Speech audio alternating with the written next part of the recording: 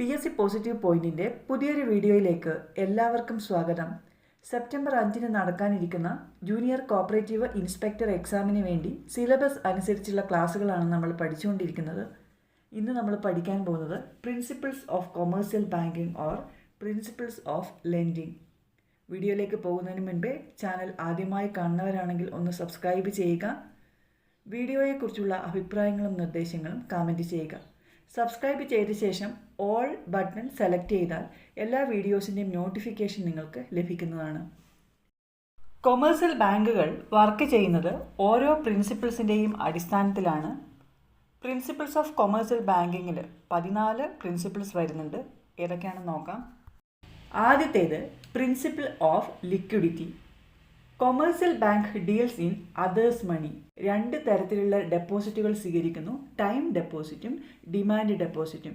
നമുക്കറിയാം time deposit bank repay ചെയ്യേണ്ടത് ഒരു ഫിക്സഡ് പീരീഡിന് ശേഷമാണ്. എന്നാൽ ഡിമാൻഡ് ഡെപ്പോസിറ്റ് റീപേ ചെയ്യേണ്ടത് ഓൺ ഡിമാൻഡാണ്. എപ്പോൾ ആവശ്യപ്പെട്ടാലും ആ ഒരു എമൗണ്ട് കൊടുക്കണം. അതുകൊണ്ട് തന്നെ ബാങ്കുകൾ സഫിഷ്യൻറ്റ് എമൗണ്ട് ലിക്വിഡ് ക്യാഷ് ആയിട്ട്, ലിക്വിഡ് ഫണ്ടായിട്ട് മെയിൻറ്റെയിൻ ചെയ്യണം. അതാണ് ഈ ഒരു പ്രിൻസിപ്പിൾ കൊണ്ട് ഉദ്ദേശിക്കുന്നത്. Commercial banks have to keep a certain amount of cash to meet the cash demand of the customers. അതാണ് പ്രിൻസിപ്പിൾ ഓഫ് ലിക്വിഡിറ്റി. രണ്ടാമത്തേത് പ്രിൻസിപ്പിൾ ഓഫ് പ്രോഫിറ്റബിലിറ്റി. ഏതൊരു കൊമേഴ്സ്യൽ എൻ്റർപ്രൈസും വർക്ക് ചെയ്യുന്നത് പ്രോഫിറ്റ് ഏൺ ചെയ്യാൻ വേണ്ടി തന്നെയാണ്. അത് ആ ഒരു സ്ഥാപനത്തിൻ്റെ നിലനിൽപ്പിന് വേണ്ടിയാണ്. അതുപോലെ തന്നെയാണ് കൊമേഴ്സ്യൽ ബാങ്കും primarily tries to generate profit. അതാണ് പ്രിൻസിപ്പിൾ ഓഫ് പ്രോഫിറ്റബിലിറ്റി കൊണ്ട് അർത്ഥമാക്കുന്നത്. മൂന്നാമത്തേത് പ്രിൻസിപ്പിൾസ് ഓഫ് സോൾവൻസി. കൊമേഴ്സ്യൽ ബാങ്കുകൾ ഫിനാൻഷ്യലി സൗണ്ട് ആയിരിക്കണം. They need to maintain a certain required capital for running the business.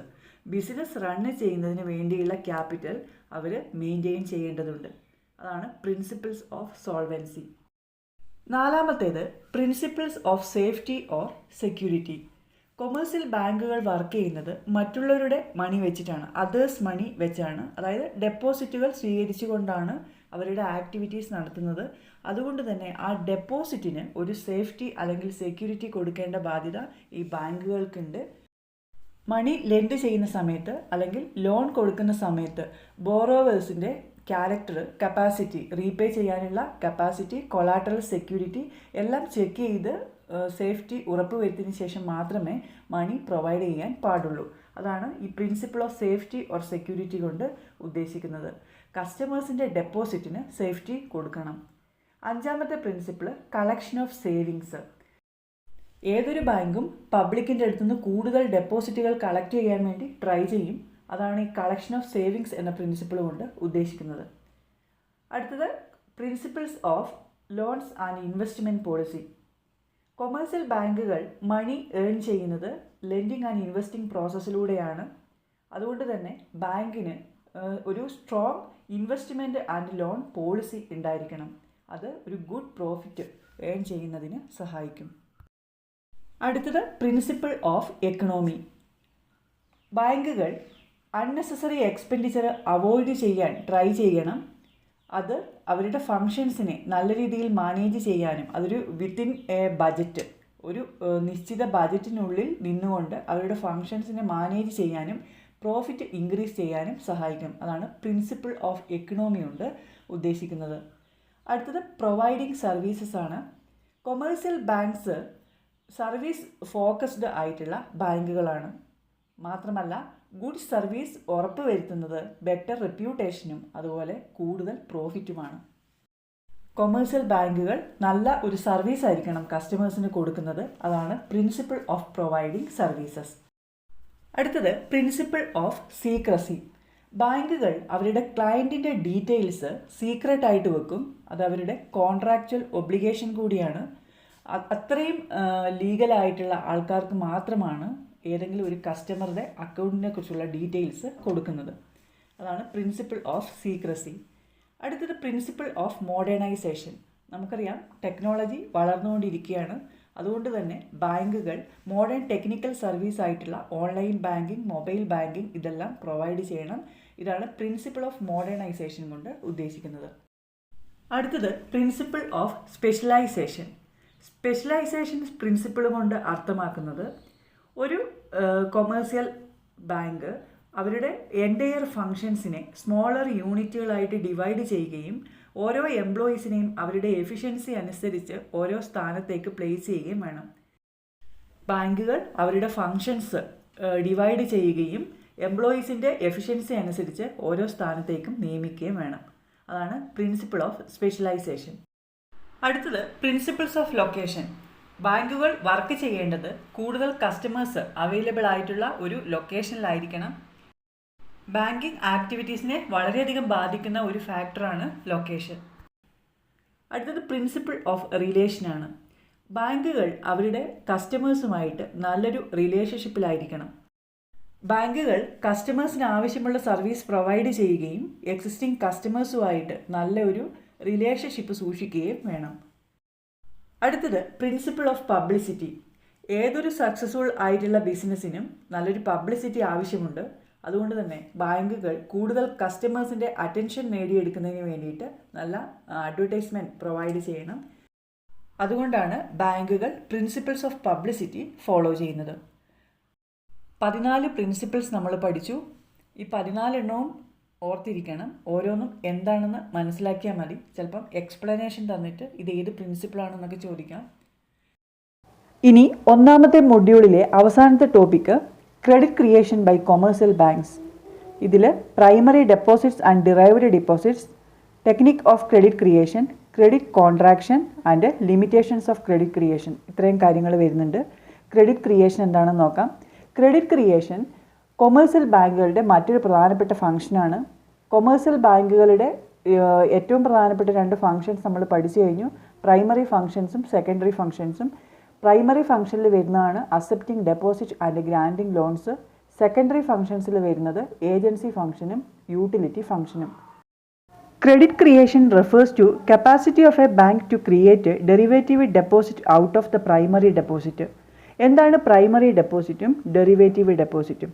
Primary deposit എന്ന് പറഞ്ഞാൽ പബ്ലിക്കിൻ്റെ അടുത്ത് നിന്ന് ഡെപ്പോസിറ്റുകൾ സ്വീകരിച്ചുകൊണ്ടാണ് കൊമേഴ്സ്യൽ ബാങ്കുകൾ അവരുടെ ലെൻഡിങ് ആക്ടിവിറ്റീസ് നടത്തുന്നത്. ബാങ്കുകൾ കസ്റ്റമേഴ്സിൻ്റെ അടുത്ത് നിന്ന് സ്വീകരിക്കുന്ന ക്യാഷാണ് പ്രൈമറി ഡെപ്പോസിറ്റിൽ വരുന്നത്. ഈ പ്രൈമറി ഡെപ്പോസിറ്റിൻ്റെ ഒരു നിശ്ചിത ശതമാനം ക്യാഷ് റിസർവ് ആക്കി മാറ്റിവെച്ചതിന് ശേഷം ബാക്കി എമൗണ്ട് ബാങ്കുകൾ ലെൻഡിങ് പർപ്പസിന് വേണ്ടി ഉപയോഗിക്കുന്നു. ലെൻഡ് ചെയ്യുന്ന സമയത്ത് മറ്റൊരു ഡെപ്പോസിറ്റ് ക്രിയേറ്റ് ചെയ്തുകൊണ്ടാണ് ഈ ലെൻഡിങ് ആക്ടിവിറ്റീസ് നടത്തുന്നത്. ഈ രണ്ടാമത് ക്രിയേറ്റ് ചെയ്ത ഡെപ്പോസിറ്റുകളാണ് ഡെറിവേറ്റീവ് ഡെപ്പോസിറ്റ് എന്ന് പറയുന്നത്.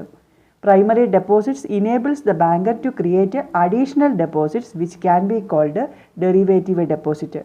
Means bank provide loan amount only through bank account for creating further credit. ഇങ്ങനെ ക്രെഡിറ്റ് ക്രിയേറ്റ് ചെയ്യുന്നത് കൊമേഴ്സ്യൽ ബാങ്കുകളാണ്. എന്നാൽ ക്രെഡിറ്റ് കൺട്രോൾ ചെയ്യുന്നത് റിസർവ് ബാങ്കാണ്. ഇതാണ് പ്രൈമറി ഡെപ്പോസിറ്റും derivative ഡെപ്പോസിറ്റും.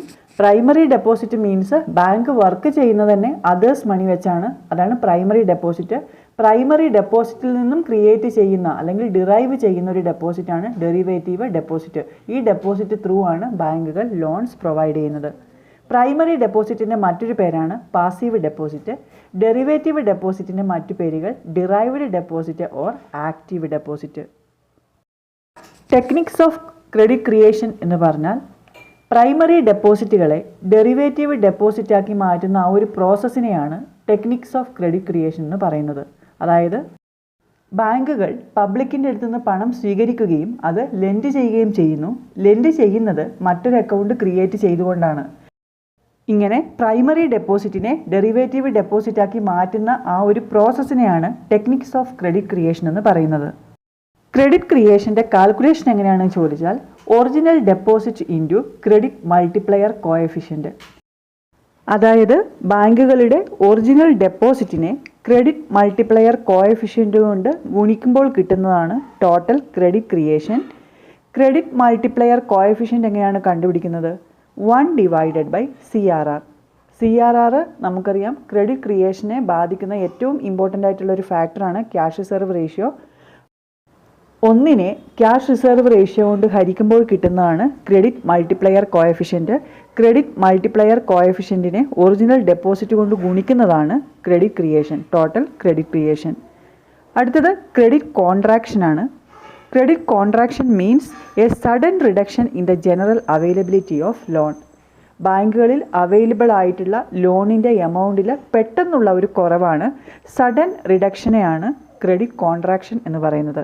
It is also called credit crunch, credit tightening, credit squeeze or credit crisis. Credit കോൺട്രാക്ഷൻ്റെ മറ്റ് പേരുകളാണ് credit crunch, credit squeeze, credit tightening or credit crisis. നമുക്കറിയാം കോവിഡ് സമയത്തൊക്കെ രാജ്യത്തിൻ്റെ തന്നെ സമ്പദ് വ്യവസ്ഥയിൽ പെട്ടെന്ന് ഒരു റിഡക്ഷൻ ഉണ്ടായി. അതുപോലെ ക്രെഡിറ്റ് ക്രിയേഷനിൽ സഡൻ റിഡക്ഷൻ ഉണ്ടാകുന്ന ആ ഒരു അവസ്ഥയ്ക്കാണ് ക്രെഡിറ്റ് കോൺട്രാക്ഷൻ എന്ന് പറയുന്നത്. അടുത്തത് limitations of credit creation. Credit ക്രിയേഷനെ പ്രതികൂലമായി ബാധിക്കുന്ന ഘടകങ്ങളാണ് ഈ ലിമിറ്റേഷൻസിൽ വരുന്നത്. ഒന്നാമത്തേത് ക്യാഷ് റിസർവ് റേഷ്യോ. അതായത് ക്യാഷ് റിസർവ് റേഷ്യോ കൂടുതലാണ് എങ്കിൽ ക്രെഡിറ്റ് ക്രിയേഷൻ കുറയും. കൂടുതൽ എമൗണ്ട് RBIയുടെ അടുത്ത് ക്യാഷ് റിസർവ് ആയിട്ട് കീപ്പ് ചെയ്യേണ്ടതുണ്ട് ബാങ്ക്. അപ്പോൾ ക്രെഡിറ്റിൻ്റെ അവൈലബിലിറ്റി എന്ന് പറയുന്നത് കുറവായിരിക്കും. If the cash reserve requirement is very high then the capacity to create credit will be very low. അടുത്തത് availability of primary deposit. Primary deposit എത്രത്തോളം ഉണ്ടോ അതനുസരിച്ചായിരിക്കും ക്രെഡിറ്റ് ക്രിയേറ്റ് ചെയ്യാൻ പറ്റുന്നത്. പ്രൈമറി ഡെപ്പോസിറ്റ് കുറവാണെങ്കിൽ ക്രെഡിറ്റ് ക്രിയേഷനും കുറയും. Bank create credit from primary deposits. Higher the amount of primary deposit higher will be its capacity to create credit and vice versa. അതേപോലെ തന്നെയാണ് തിരിച്ചും. അപ്പോൾ പ്രൈമറി ഡെപ്പോസിറ്റിൽ കുറവുണ്ടായാൽ ക്രെഡിറ്റ് ക്രിയേഷനിൽ കുറവുണ്ടാകും എന്നത് ക്രെഡിറ്റ് ക്രിയേഷൻ്റെ മറ്റൊരു ലിമിറ്റേഷനാണ്. അടുത്തത് availability of good securities. Good സെക്യൂരിറ്റീസിൻ്റെ പുറത്താണ് ബാങ്കുകൾ ലോൺ പ്രൊവൈഡ് ചെയ്യുന്നത്. ബോറോവേഴ്സ് നല്ല സെക്യൂരിറ്റീസ് പ്രൊവൈഡ് ചെയ്യാൻ ഏബിൾ ആയിരിക്കണം. Therefore the availability of good securities is a preventing factor for creation. അടുത്തത് economic conditions or marketing conditions. During depression, there is fall in business activities and therefore there is less demand for bank credit. ഡിപ്രഷൻ്റെ സമയത്ത് financial activities മന്ദീഭവിക്കുകയും bank ക്രെഡിറ്റിൻ്റെ demand കുറയുകയും ചെയ്യുന്നു. Hence the banks will be in a position to create less credit. അപ്പോൾ economic conditions അല്ലെങ്കിൽ marketing conditions എന്ന് പറയുന്നത് ക്രെഡിറ്റ് ക്രിയേഷനെ പ്രതികൂലമായി ബാധിക്കുന്ന ഒരു ഫാക്ടറാണ്. അടുത്തത് monetary policy of the central bank. Depending upon the economic situation, the central bank from time to time directs the commercial bank to follow a liberal or tight credit policy. So the monetary policy of the central bank sets a limit on the capacity of banks to create credit. Economic situations അനുസരിച്ച് central bank ഓരോ സമയത്തും credit പോളിസിയിൽ മാറ്റം വരുത്തും. Central ബാങ്കിൻ്റെ ഈ credit പോളിസിയാണ് commercial ബാങ്കുകൾ ഫോളോ ചെയ്യേണ്ടത്. ടൈറ്റ് ആയിട്ടുള്ള ക്രെഡിറ്റ് പോളിസി ആണ് എങ്കിൽ ക്രെഡിറ്റ് ക്രിയേഷനിൽ അത് ഒരു റിഡക്ഷൻ ഉണ്ടാക്കും. So the monetary policy of the central bank sets a limit on the capacity of banks to create credit. അടുത്തത് ബോറോവേഴ്സിൻ്റെ അവൈലബിലിറ്റിയാണ്. Availability of borrowers. ബോറോവേഴ്സ് ഉണ്ടെങ്കിൽ മാത്രമേ ബാങ്ക് ലെൻഡ് ചെയ്യേണ്ടതുള്ളൂ. ബാങ്ക് ലെൻഡ് ചെയ്താൽ മാത്രമേ ക്രെഡിറ്റ് ക്രിയേഷൻ നടക്കുകയുള്ളൂ. There should be sufficient number of borrowers to create credit of commercial bank. Therefore, availability of borrowers is a preventing factor in the process of credit creation. അടുത്തത് banking habit of the general public. General പബ്ലിക്കിൻ്റെ banking activities use ചെയ്യുന്നതിനുള്ള ഒരു habit കൂടി credit ക്രിയേഷനെ ബാധിക്കുന്ന ഒരു ഘടകമാണ്. If the public makes increasing use of cheque facility for settlement of their transactions then the bank will have better capacity to create a credit. Public അവരുടെ transaction സെറ്റിൽ ചെയ്യുന്നത് bank through ആണെങ്കിൽ മാത്രമേ ഈ ബാങ്കിന് ക്രെഡിറ്റ് ക്രിയേറ്റ് ചെയ്യാൻ കഴിയുകയുള്ളൂ. അപ്പോൾ general പബ്ലിക്കിൻ്റെ ഒരു ബാങ്കിങ് ഹാബിറ്റ് കൂടി ക്രെഡിറ്റ് ക്രിയേഷനെ ബാധിക്കുന്നൊരു ഫാക്ടറാണ്. ഇതൊക്കെയാണ് ക്രെഡിറ്റ് ക്രിയേഷൻ്റെ ലിമിറ്റേഷൻസ്. ഓരോ പോയിൻറ്റും മനസ്സിലാക്കിയാൽ മതി. ഇന്നത്തെ ക്ലാസ്സിൽ നമ്മൾ പഠിച്ചു കഴിഞ്ഞത് principles of commercial banking and credit creation. ഈ ഒരു വീഡിയോ നിങ്ങൾക്ക് ഉപകാരപ്രദമായി എങ്കിൽ ലൈക്ക് ചെയ്യുക, കമൻറ്റ് ചെയ്യുക. മറ്റ് പ്രധാനപ്പെട്ട ടോപ്പിക്കുകളുമായി നമുക്ക് അടുത്ത വീഡിയോയിൽ കാണാം. താങ്ക്